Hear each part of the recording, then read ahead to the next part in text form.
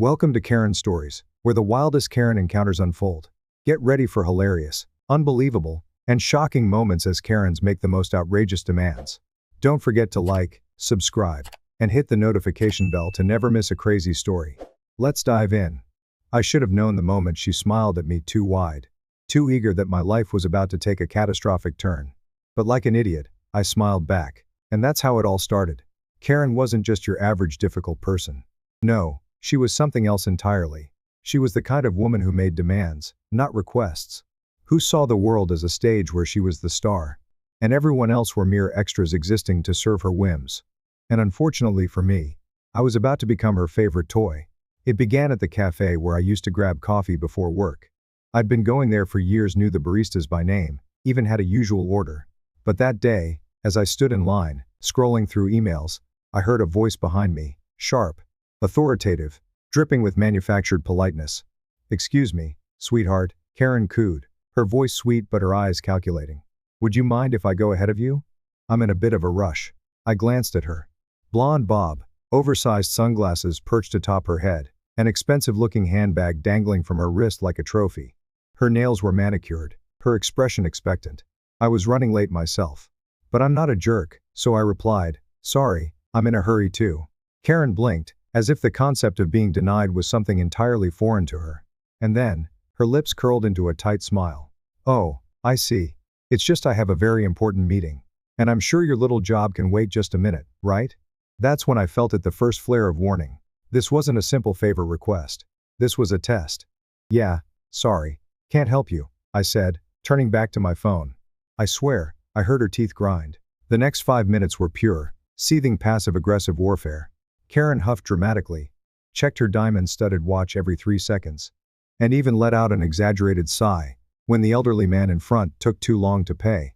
When it was finally my turn, I stepped forward, placing my order as usual. And that's when Karen made her move.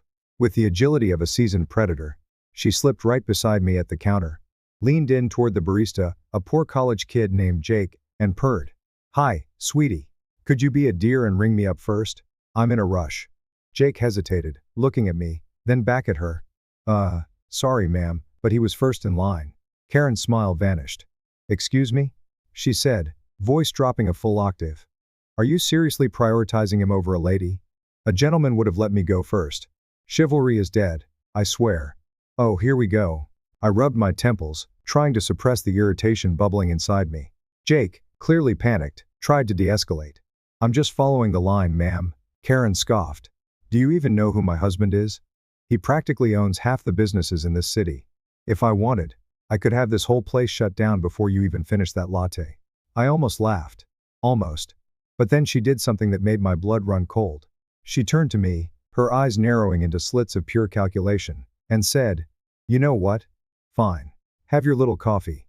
But don't be surprised when karma comes for you." At the time, I brushed it off as the ranting of an entitled woman who didn't get her way. But I had no idea that this wasn't over. It was only the beginning. I wasn't supposed to see her again.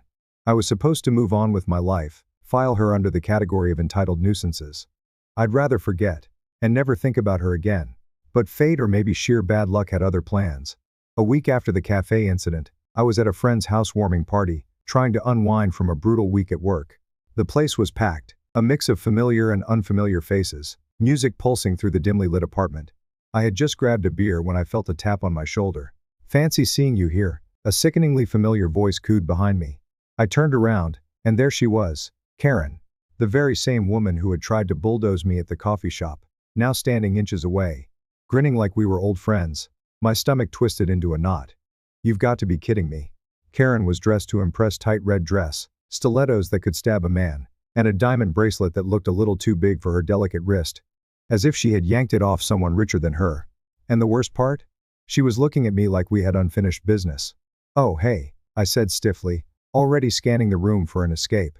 She laughed, the sound artificial and dripping with something I couldn't quite place. "Oh, come on. No hard feelings, right? That little cafe mix-up was just a misunderstanding." She flicked her hair over her shoulder. "Besides, I kind of like a man who stands his ground." I forced a smile. "Yeah, no worries." "Great," she chirped, stepping closer. "So, what do you do? I mean, You must have a pretty decent job to have that kind of confidence. Alarm bells. So many alarm bells. Something about the way she said it, like she was assessing me, not just asking. Like I was being measured up. Weighed on some invisible scale she had in her mind. I work in tech, I said vaguely, hoping she'd lose interest. Her eyes lit up. Oh, tech. That's a great field. My ex was in finance, but tech is really where the money's at these days. She sipped her drink, eyes locked on mine. So, are you, like, a manager? Maybe a senior exec? I should have lied. I should have said I was a janitor, or an unemployed artist, or literally anything to make her stop looking at me like I was a winning lottery ticket.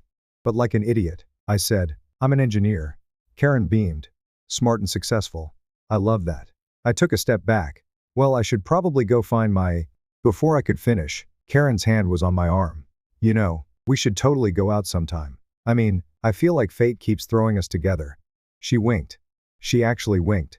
I opened my mouth to politely shut her down when my friend, Matt, came up behind me. Dude, there you are. I see you met my cousin. My blood turned to ice. Cousin. Of course. Of course, she was somehow connected to my social circle. Because the universe hates me. Karen squeezed my arm before letting go. Matt talks about you all the time, she said sweetly. Says you're one of the smartest guys he knows. I shot Matt a look that said, you're dead to me. Yeah, he said, completely oblivious to my distress. Karen just moved back into town. She's looking to meet new people. Karen tilted her head, giving me a look that sent a shiver down my spine. And I think I just found someone interesting. The rest of the night was a nightmare. Everywhere I went, Karen was there. If I grabbed a drink, she was suddenly thirsty too. If I stepped onto the balcony for air, she appeared beside me, shivering dramatically so I'd offer her my jacket. If I talked to another woman, she'd slither over and insert herself into the conversation, making passive-aggressive comments that made the other person uncomfortable enough to leave. By the time the party ended, I was exhausted. I had dodged her advances all night, but something told me this wasn't over. And I was right. Because the very next day, she slid into my DMs. Karen, had fun last night. We should do dinner. My treat. I ignored it. A few hours later, another message. Karen, you're not ghosting me, are you? That would be so rude. I ignored that one too. Then, at 2 a.m., my phone buzzed. Karen, I don't like being ignored. You should know that. Let's talk. The smiley face sent a chill down my spine. This wasn't just a persistent woman. This was a warning. I should have blocked her. I should have reported her. I should have run in the opposite direction and never looked back. But Karen didn't operate within the rules of normal human interaction. She had a plan, and I was already tangled in it before I even realized what was happening. After that night at the party, I avoided Matt for a while. Not that it was his fault. But I needed distance from anything remotely connected to Karen. The messages she sent, those unsettling, possessive little texts, stopped after a few days. And I let out a sigh of relief. Maybe she'd gotten the hint. I was wrong. A week later, I walked into my apartment building's lobby and froze mid-step. Karen was standing there. She wasn't just standing there, she was waiting. For me. Oh my God. What are the odds? She squealed, clutching a coffee cup like she'd just casually happened to be in the exact building where I lived. I stared at her, my brain short-circuiting. Karen. What? What are you doing here? She beamed, as if she'd been waiting for me to ask. I just moved in. Crazy, right? Every cell in my body screamed liar. I had never mentioned where I lived. Never given her any information about my personal life. But here she was, standing in my lobby like it was the most normal thing in the world. Wow. That's a surprise, I forced out, trying to keep my voice steady. Such a small world, she giggled. I was apartment hunting, and just fell in love with this place. And then, when I realized you lived here, I thought, wow, maybe it's fate. No. This wasn't fate. This was a nightmare with designer heels. I fumbled for an excuse to escape. Well, welcome to the building. Wait. Karen reached out, grabbing my sleeve before I could move past her. Since we're neighbors now, we should totally hang out. I was just about to head up. Wanna come check out my place? Absolutely. Not. I've got work, one lied, trying to pry myself free. She pouted. Work? On a Saturday? Yeah, it's a big project. Tight deadline. Her eyes narrowed for half a second before her smile snapped back into place. Well, don't work too hard. We'll catch up later. I escaped to my apartment, locked the door, and stood there, hands gripping my knees, trying to process what just happened. Karen had tracked me down. Karen had moved into my building. This was beyond persistence. This was a trap. The next few weeks were hell. It didn't take long before Karen embedded herself into my daily routine. If I left my apartment, she was coincidentally in the hallway. If I got my mail, she was at the mailboxes, flashing a rehearsed smile. She even started showing up at my gym, despite making it painfully obvious that she never worked out. "Hey, you." She'd chirp as I wiped sweat from my face. Her presence as unwelcome as an emergency alert at 3 a.m. "We should totally do a session together sometime. I could use a good motivator." I'd mutter some excuse and bolt. But then, she escalated. One evening, I came home late from work, exhausted. As I approached my door, I saw something on the handle. A bag. Frowning, the first grabbed it and peered inside. Homemade cookies. And a note. "Thought you could use a sweet treat, neighbor. XOXO. I stared at it, skin crawling. I hadn't given her my unit number. She had found it anyway. The next morning, I dumped the cookies in the trash without touching them. Karen must have seen. Because later that night, she showed up at my door. There was a loud knock. I froze. Knock, knock, knock. I crept toward the peephole. Karen. Standing there, arms crossed, expression unreadable. I took a deep breath and cracked the door open just enough to look at her. "Karen. It's late." She let out a sharp, humorless laugh. "So, you threw away my cookies?" I swallowed hard. I don't really eat sweets." Her smile was too tight. "Oh, I see. That's funny, because I could have sworn I saw you grab a donut at work the other day." "Wait. What?" My stomach turned. I hadn't seen Karen at my office. Not once. And then I realized. She had been watching me. I gripped the doorframe, trying to keep my voice steady. "Karen, I appreciate the gesture, but..." She took a step forward, and for the first time, I saw it. The mask slipping. The barely concealed rage behind her eyes. "You know," she murmured, voice sickly sweet, "you're being really rude. Here I am, trying to be nice, and you're acting like I'm some kind of stalker." I held my ground. "Karen, the first need you to stop. This is too much." She stared at me for a long moment, then suddenly burst into laughter. "Oh my God, relax. I'm just teasing." She playfully smacked my arm too hard. "You're acting like I'm obsessed with you or something." I said nothing. Because she was. Karen's smile thinned. "Anyway, I'll let you get back to your super important evening."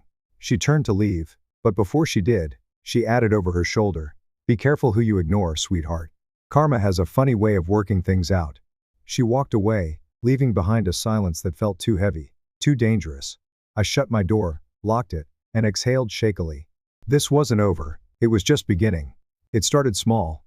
Little things I could brush off. A misplaced package. A passive-aggressive note slipped under my door about proper neighbor etiquette. A sudden influx of emails from random mailing lists I'd never subscribed to. Then, things got worse. Much worse. Karen wasn't just playing games anymore, she was out for blood. One morning, I woke up late, my phone alarm hadn't gone off. Strange. I checked my notifications. Password changed. My stomach dropped. Karen had hacked into my account. She had locked me out of my own phone. Panic surged through me as I scrambled to reset everything through my laptop. But by the time I regained control, I saw the damage. Karen had sent messages from my phone. To my boss. To my coworkers. Even to my ex-girlfriend, whom I hadn't spoken to in years. Messages that made me sound unhinged. "I'm watching you. You better be careful who you cross. I know what you did." I wanted to throw up. Before I could even process the extent of it, my work phone buzzed. It was HR. "We need to talk." I arrived at the office in a cold sweat, my heart pounding like a jackhammer. The second I stepped into the meeting room, I knew I was screwed. My boss sat across from me, frowning. A member of HR flipped through printed screenshots of the messages Karen had sent. "We need to address this behavior," she said carefully, as if speaking to someone volatile. "This isn't me," I croaked. "I didn't send these." My boss folded his arms. "So someone hacked your phone and just decided to send bizarre threats to people in your life?" "Yes." HR exchanged glances. "Do you have any idea who would do this?" I hesitated. I knew who did this. But how could I prove it? Before I could finish, my boss sighed. "Look, we're not making any decisions yet. But until this is resolved, we're putting you on leave." Leave. A polite way of saying, "We don't trust you." I left the office in a daze, my hands shaking. As I stepped into my apartment building, I nearly collided with Karen. She was smiling. Beaming. "Oh no," she gasped dramatically, putting a hand over her mouth.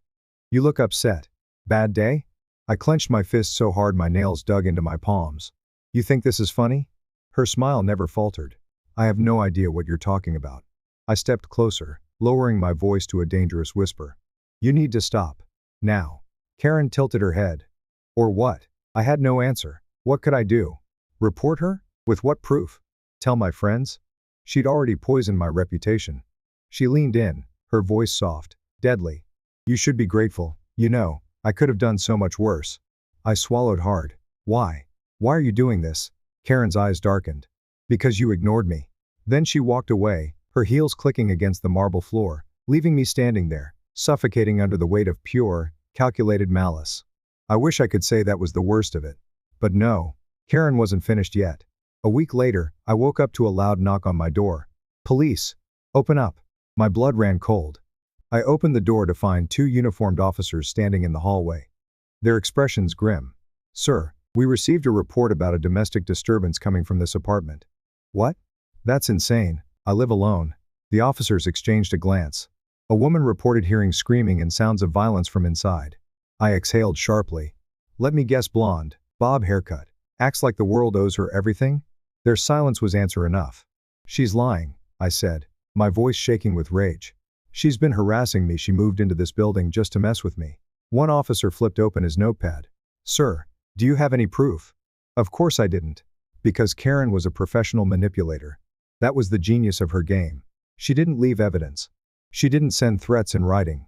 She played the victim perfectly, ensuring that I looked like the bad guy. And now, I was officially on police radar. I spent the rest of the day shaking. Karen had just proven she could ruin my life whenever she wanted. But I wasn't going to sit back and let her win. No. Karen had pushed me too far. It was time to push back. Karen thought she had me cornered. She thought she had broken me, made me afraid. And for a while, she was right. But what she didn't count on was that fear can turn into something else, something sharper. Rage. And I was done playing defense. I spent the entire night thinking. Every moment of paranoia, every whisper behind my back, every hit my life had taken since Karen set her sights on me, I let it boil inside me. Let it harden into a plan.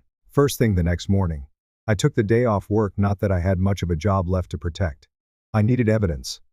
Karen had played her game too well, covering her tracks, making sure she looked like the victim while I came off as the unstable one. But nobody is perfect. And I was about to find her mistake. Step 1. Security footage. Karen had been everywhere. In my apartment building, at my workplace, at my gym. She didn't just appear. She lurked. She watched. And a place like my building? It had cameras. I went straight to the management office, feigning frustration. Hey, someone's been messing with my mail, and I think it's my ex. I lied smoothly. I need to see the security footage from the past few weeks. Just to confirm. The building manager barely blinked. You know, we've had some complaints lately. Strange activity. Let me pull it up for you. I held my breath as he clicked through the footage. And then, there she was. Karen, lurking outside my door at 2 a.m. Karen, sneaking into the mailroom. Karen, following me into the gym but never actually working out. It was all there. The manager frowned. Yeah, that's weird. You want us to file a complaint? Not yet, I said, keeping my voice steady. I just need a copy of this. He handed me a USB drive, and I clenched it in my fist. Step 1, done. Step 2, her digital trail. I wasn't tech savvy for nothing. I went home and dug deep.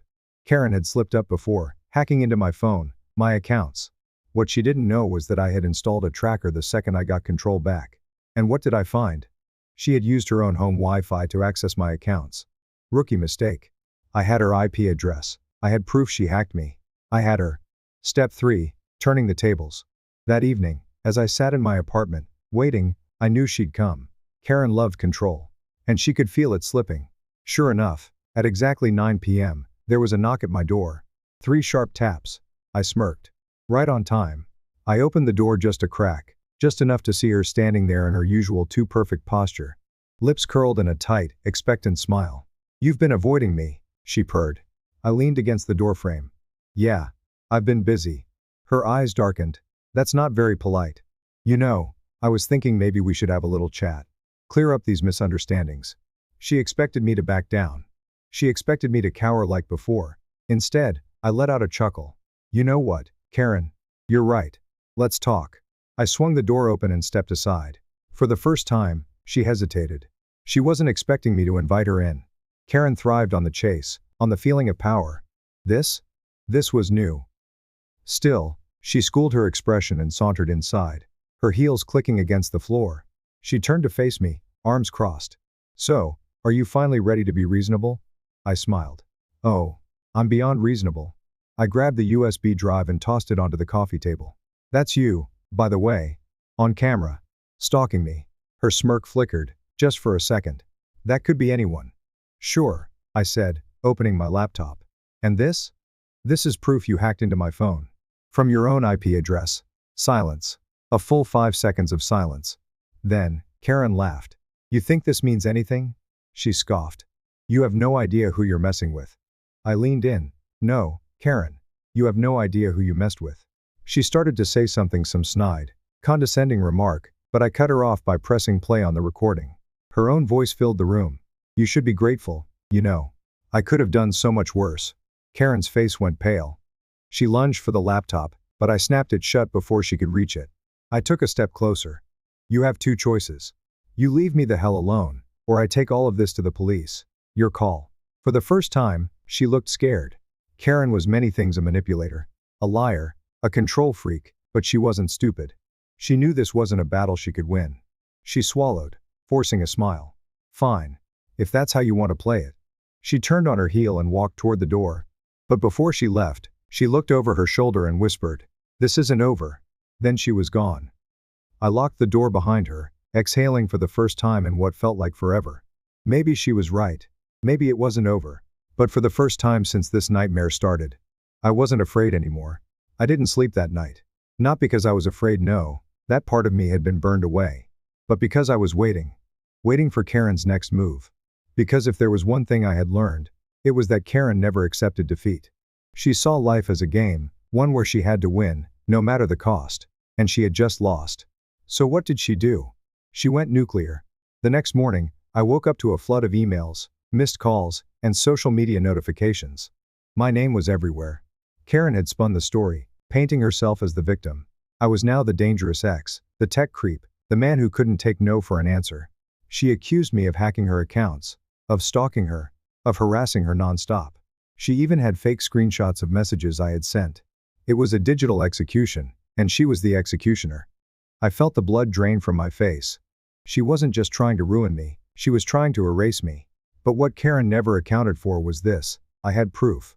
I posted everything: the security footage, the voice recordings, the digital footprints that traced the hacking back to her. I sent the evidence to HR, to my landlord, to the police. I didn't just defend myself. I went on the offensive. And the internet? The same tool she used to try and destroy me? It turned against her. Within hours, people started digging into Karen's past. Turns out, I wasn't her first victim. There were others: ex-friends, ex-boyfriends, even former coworkers who had stories just like mine. She had done this before, many times. But this time, she lost control. Karen disappeared from social media the next day. Then, she moved out of the building. Then, she lost her job. The last I heard, she was somewhere out of state, trying to start over. And me? I rebuilt my life. Slowly. Carefully. With walls around me that no one like her would ever breach again. But I never forgot. Not because I was afraid. Because I knew there are more Karens out there. And next time? I'd be ready.